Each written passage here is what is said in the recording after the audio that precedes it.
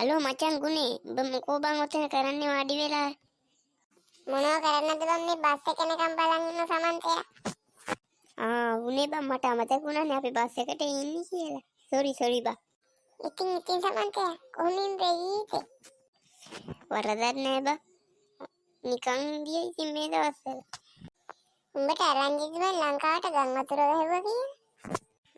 ඔව් බං මට තරංචියක් ආව පොඩි ඒ සුළුකුණාටුවේ නම දිත්තයි කියලා ඉන්න ලොකු බරපතල සුළුකුණාටුවලු මචං. අම්මට එච්චරටම බරපතල එකක්ද බං ඒක ලංකාවට විතර නෙවෙයි බං ඒක ඇවිල්ලා තියෙන්නේ. ලංකාවට එන මේ රටවලටත් ඒක ඇවිල්ලා තමයි ලංකාවට ඇවිල්ලා තියෙන්නේ. අඩෝ සිරාවට බං ඒ වෙයි නවතන් එච්ච මිනිස්සුම ආතන් කඳුරු වලට මොකද තියෙන්නේ මචං මේ දවස්වල.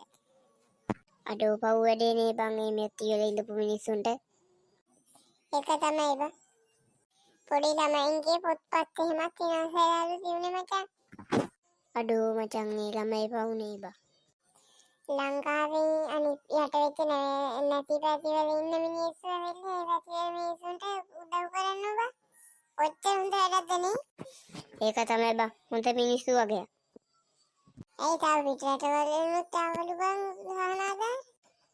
අන්න බලහම් බං ඒ රටවල් වලට දැනුණු ලංකාව කියන්නේ කොච්චර උතුම් රටක්ද කියලා.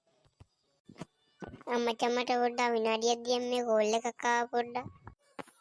සරි බං. ඒ තාම බස් එකක් නෑනේ බං. පරක්කු වෙන්නේ නැද්ද බං උඹට ගෙදර යන්න?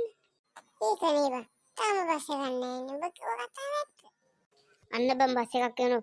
යමන් මේක වන්න කළා. නැත්නම් ඕකක් ගියොත් එහෙම අද බස් එකේ යන්න වෙන්නේ පයින් තමයි යන්න වෙන්නේ. ඔව් බං හරින්න බස් එක. දැම්ම යමන්. එහෙනම් කොල්ලෝ අපි ගියා.